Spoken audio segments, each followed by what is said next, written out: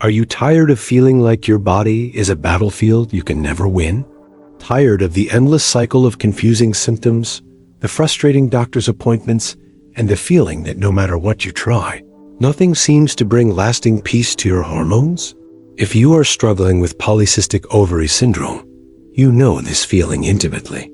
It's a deep and persistent pain, a sense of being disconnected from your own physical self, as if your body is speaking a language you are never taught to understand. You follow the advice, you take the prescriptions, you try the diets, and yet the exhaustion, the irregular cycles, the unwanted hair, the emotional fog, and the weight that clings to you no matter what, all remain as constant, unwelcome companions. But I want to share some good news with you today, a whisper of hope that comes not from a laboratory or a research paper, but from centuries of profound wisdom. The truth is, your body is not broken. It possesses an innate and powerful capacity for healing, a natural intelligence that is always striving for balance. The problem is that many of the modern habits we are taught, even those recommended with the best intentions, can inadvertently confuse our bodies, creating more stress and blocking that natural healing path. In today's video, we are going to uncover 5 of these common medical habits that may be standing in your way, and we will explore a gentler, more ancient way of thinking, inspired by the profound wisdom of monks, to reawaken your body's own healing power. So stick around, because you don't want to miss these life-changing insights that could shift everything for you. Before we begin this journey together, I would love to feel the community we are building here. Please, take a moment to share in the comments where you are joining me from today. Your presence here is so valued, and this is a safe space to ask any questions that arise in your heart. And if you are ready to explore a different path to hormonal harmony, one rooted in compassion and deep listening, don't forget to hit that subscribe button and turn on notifications so you never miss a moment of guidance from sacred women's health. Let us first begin by understanding the landscape of our own bodies and why this struggle has become so common. It is so important that you hear this and truly let it sink into your heart. Your struggle with Polycystic Ovary Syndrome is not your fault. You did not cause this. In our fast-paced, high-stress world, we are taught to see the body as a machine that needs to be fixed. We are told to count, to measure, to restrict, and to push. We are given a diagnosis, which can be helpful in identifying a pattern, but it often comes with a protocol that treats the body as a set of problems to be solved, rather than a holistic system to be nourished. This approach, while born from a desire to help, can often create a state of internal warfare. The constant focus on what is wrong sends a continuous signal of stress to your nervous system. And for a woman with Polycystic Ovary Syndrome, whose system is already exquisitely sensitive to stress, this can be like pouring gasoline on a fire. Your adrenal glands, which are responsible for your stress response, become overworked, pumping out cortisol that disrupts your blood sugar, encourages your body to store fat around the middle, and throws your delicate balance of reproductive hormones into further chaos. You feel like you are doing everything right, following all the rules, but your body is still screaming for help. This is because you are not just a collection of hormones and symptoms. You are a living, breathing being whose emotional state is deeply and inextricably linked to your physical health. Thousands upon thousands of women are walking this same path, feeling the same confusion and the same sense of isolation, believing that they are somehow failing. But you are not failing. You are a woman whose body is asking for a different kind of attention. It is asking for stillness in a world of noise. It is asking for nourishment in a world of depletion. It is asking for compassion in a world of judgment. Here, in this space, we will learn to listen to that call and offer your body the safety and a sense of profound welcome it needs to finally begin to heal. The first habit we must gently unlearn is the obsession with numbers, the prison of calorie counting and restrictive dieting. From a young age, we are taught that managing our bodies, especially our weight, is a simple mathematical equation of calories in versus calories out. Doctors, dietitians, and fitness apps all reinforce this idea, leading us to believe that with enough willpower and discipline, we can force our bodies into submission. We spend our days meticulously tracking every morsel of food, feeling a sense of virtue when we stay under our limit and a wave of guilt when we go over. But the ancient wisdom of the monks teaches us that the body is not a calculator. It is a garden. A garden does not flourish by being starved or by having its resources strictly rationed. It flourishes when it is given the right kind of nourishment at the right time in an environment of care. When you are constantly restricting and counting, you are sending your body a primal signal of famine. This creates a profound biological stress. Your body, in its infinite wisdom, doesn't know you have access to a grocery store. It only knows it is not getting enough energy, and it responds by slowing down your metabolism to conserve resources, increasing cravings for high-energy foods, and holding on to every ounce of fat as a survival mechanism. This entire process is driven by the stress hormone cortisol, which directly interferes with ovulation and worsens insulin resistance, the very issues at the heart of polycystic ovary syndrome. Can engaging in this daily battle of numbers really be the path to healing? The answer, from a place of holistic wisdom, is a resounding no. True healing comes not from restriction, but from abundance. It comes from learning to listen to your body's true hunger, which is different from the frantic cravings born of stress and deprivation. The monks practice mindful eating, a deep form of meditation, where every meal is an opportunity to connect with your body and with the earth. The practical application of this is to start with just one meal a day. Put away your phone, turn off the television, and simply be with your food. Notice the colors, the textures, the smells, the flavors. Chew slowly. Before you eat, take a breath and ask your body what it truly needs to feel nourished, not just full. It might be something warm, something grounding, something green. By shifting your focus from the numbers on a label to the life force within the food, you begin to rebuild a relationship of trust with your body. You move from a state of conflict to a state of communion, and in that sacred space, your body can finally relax its defenses and begin to rebalance itself. But this compassionate nourishment is just the first step on our journey. The way we choose to move our bodies is equally powerful, and the modern approach can often lead us further into disharmony, creating more stress instead of releasing it.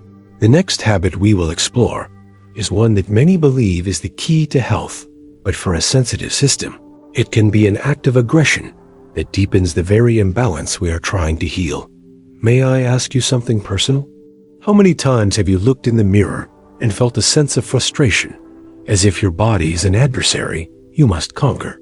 How often have you felt completely alone in this journey, surrounded by people who mean well, but cannot possibly understand the invisible battle you fight every single day?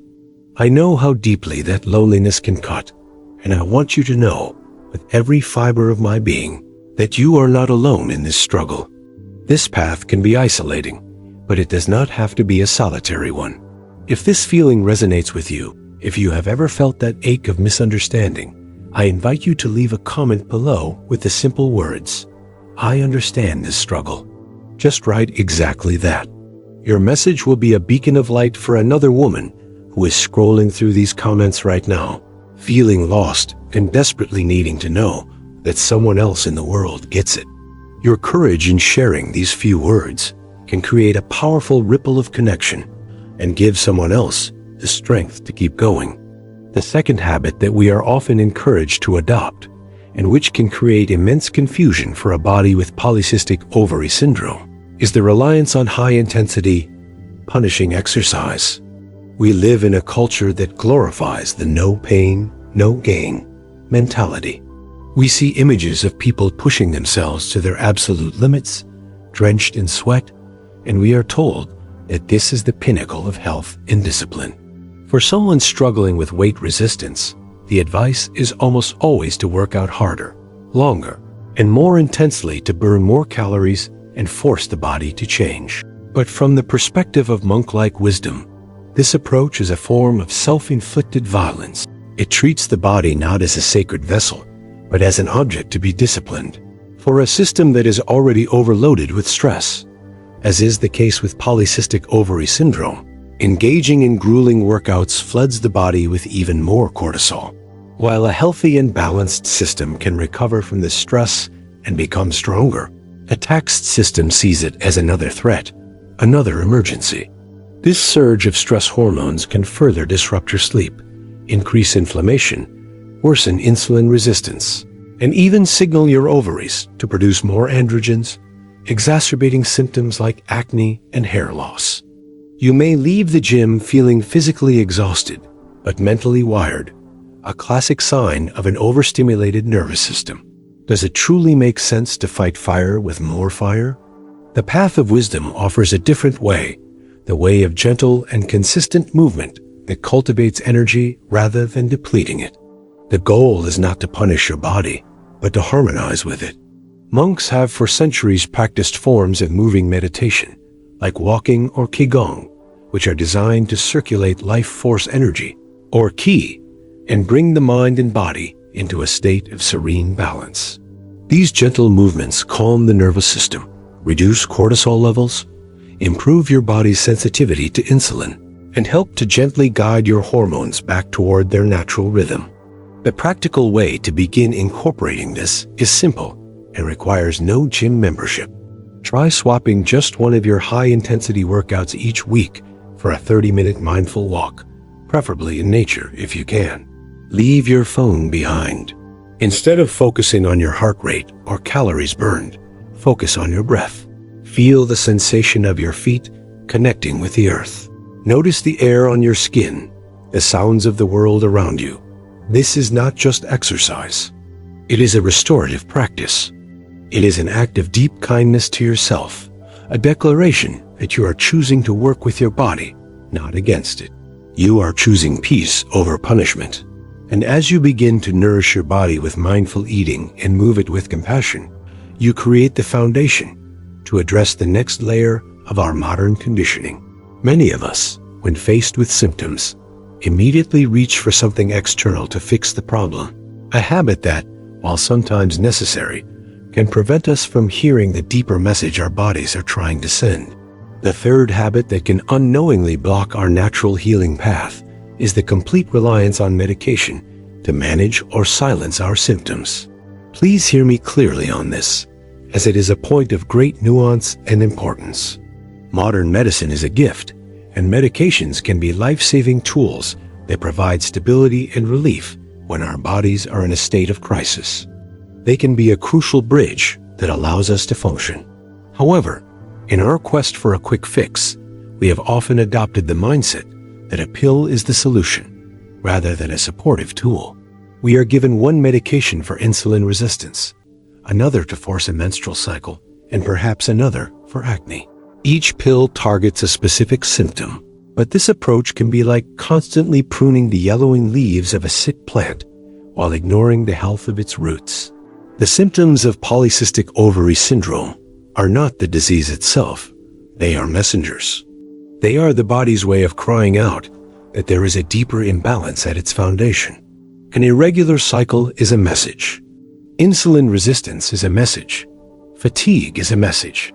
When we rely solely on medication to make these messages go away, we might feel better temporarily, but we risk ignoring the root cause of the suffering. The wisdom of the monks teaches us to look at the whole system, to ask not just what is wrong, but why it is happening. The goal is not to silence the body's cries for help, but to understand them and provide what is truly needed. So, the crucial question arises.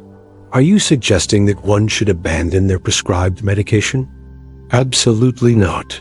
That would be unwise, and is a decision that should only be made in close partnership with a trusted healthcare provider. The shift in perspective here is not about rejection, but about addition. It is about adding a deeper layer of inquiry to your healing journey. It's about using the stability that medication might provide as an opportunity to work on the foundational issues. Your stress levels, your nutrition, your emotional well-being, and your connection to your own body.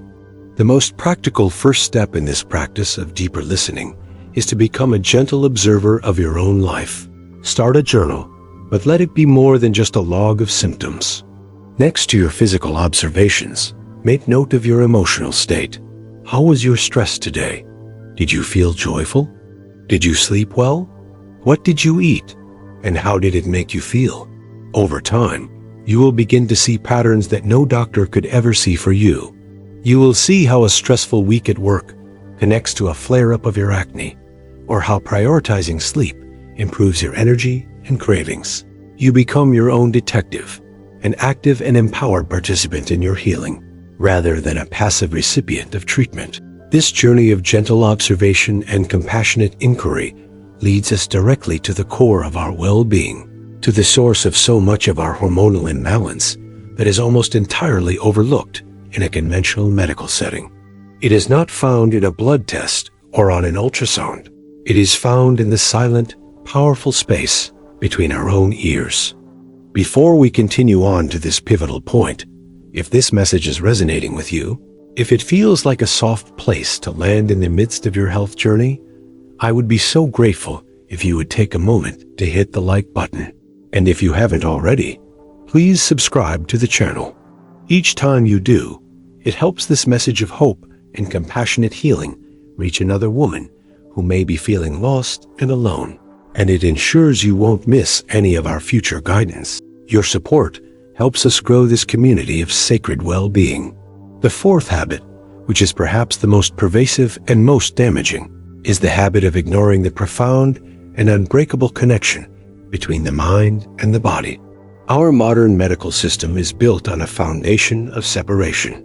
We have specialists for the heart, the lungs, the skin, and the hormones, as if they all operate independently. We rarely have a specialist for the whole person. We are treated as a collection of parts, and our mental and emotional states are often dismissed as secondary or irrelevant to our physical condition. But the ancient wisdom traditions have always known what modern science is now beginning to prove. The mind and body are not separate. They are one integrated system. A thought is a biological event. An emotion releases a cascade of chemicals that wash through every cell in your body. When your mind is in a chronic state of stress, anxiety, worry, or self-criticism, it is sending a continuous stream of alarm signals to your body. The master hormone of this alarm system is cortisol. When cortisol is chronically elevated, it acts like a bully in your endocrine system, disrupting every other hormone it comes into contact with. It destabilizes your blood sugar, which is a core issue in Polycystic Ovary Syndrome. It suppresses the hormones needed for healthy ovulation. It contributes to inflammation, which is another driver of hormonal chaos. A turbulent mind, full of fear and worry about your health, literally creates a turbulent physical reality in your body. So, can simply sitting still and breathing really do anything to heal a complex hormonal condition like Polycystic Ovary Syndrome? The answer is a profound and unequivocal yes. Not because it is magic, but because it is biology. The practice of mindfulness or meditation is the most powerful tool we have to directly regulate our own nervous system. When you sit in stillness, even for just 5 minutes, and you bring your attention to the sensation of your breath, you are activating the parasympathetic branch of your nervous system. This is the rest and digest system, the antidote to the fight or flight stress response. It tells your adrenal glands that they are safe, that they can stop flooding your body with cortisol. It creates a state of internal calm that allows your body to do what it is naturally designed to do, heal and rebalance. The practical application of this is breathtakingly simple. Start with just 5 minutes every morning before you pick up your phone. Sit comfortably in a chair, close your eyes, and simply notice the feeling of your breath moving in and out of your body. Your mind will wander. That is what minds do. Don't fight it. Don't judge it. Just gently, and with great kindness, guide your attention back to your breath, again and again. This is not about emptying your mind. It is about becoming a compassionate observer of your mind. This simple act of returning home to yourself, day after day, builds a new neural pathway. It creates a foundation of inner peace that allows your hormones to finally find their equilibrium. This practice of turning inward is also the ultimate protection against the final and most subtle habit that keeps so many of us trapped in a cycle of suffering, the endless search for answers outside of ourselves. The fifth and final habit that we must unlearn to truly step into our own healing power is the constant and exhausting search for an external savior. We live in a culture that encourages this. We are conditioned to look for the next guru, the next best-selling diet book, the next miracle supplement, the next expert who promises to have all the answers. We scroll endlessly through social media, looking for that one piece of information that will finally be the key to unlocking our health. While learning and seeking guidance are valuable, this pattern can become a trap of disempowerment. It keeps us in a state of seeking, always believing that the answer is somewhere out there, held by someone else. It subtly reinforces the belief that we cannot trust ourselves, that our own bodies are too complex or too broken for us to understand. We hand over our power, becoming perpetual patients, always waiting to be fixed. The wisdom of the monks offers a radical alternative. The ultimate guru, the greatest healer, resides within you. True, lasting healing comes not from finding the perfect external protocol, but from cultivating a deep and unwavering trust in your own inner wisdom. It is about learning to listen to the subtle whispers of your own body, which is communicating with you every single moment of every day. That feeling of bloating after a certain meal is a whisper. That wave of exhaustion in the afternoon is a whisper. That sense of peace you feel after a walk in nature is a whisper. The journey of healing is the journey of learning to hear and honor these communications. But how can you possibly trust your body when it feels so chaotic and unpredictable? This is a valid and important question. The trust is not built overnight. It is built slowly, moment by moment, through the compassionate practices we have already discussed. You build trust by nourishing your body with mindful intention instead of punishing it with restriction. You build trust by moving your body with gentleness instead of forcing it with aggression. You build trust by observing your own patterns with curiosity instead of judgment. You build trust by creating moments of inner stillness that allow you to hear its quieter signals. The practical application of this is to practice the sacred pause. The next time you feel a surge of anxiety about a symptom or have the urge to frantically Google a new diet, just pause. Before you act, take 3 slow, deep breaths. Place a hand on your heart or your belly, and in the quiet space you have created, ask your body a simple question. What do you truly need from me in this moment? The answer may not be a loud, booming voice. It might be a subtle feeling, an intuition. It might be a need for a glass of water, a short nap, a moment of stretching, or simply an acknowledgement of its struggle. By engaging in this simple dialogue, you are changing the entire dynamic. You are shifting from a place of fear and external seeking to a place of inner connection and self-compassion. You are remembering that you are your own healer, and this entire journey is about coming home to yourself. If you have stayed with me to this point, it is because you are on a deep search. You are searching for answers, for relief, and most importantly, for a sense of hope that you can and will feel well again. This channel was created for that exact purpose, to be a guiding light for women like you. It was created to help you understand the beautiful complexity of your body, to help you regain a sense of control, and to help you discover solutions that truly work because they are rooted in a partnership with your own biology, not a battle against it. Please know that you are not alone here. We are building a community, a safe and sacred space where women can find not only real, supportive information that makes a difference, but also a sense of belonging and understanding. This is the kind of guidance that honors you as a whole person, not just a diagnosis. If this is the kind of support and wisdom you have been looking for on your journey, I warmly invite you to subscribe now and turn on the notifications. Every video we create together is another step on the path back to yourself, another step toward a healthier, more vibrant, and more joyfully balanced you.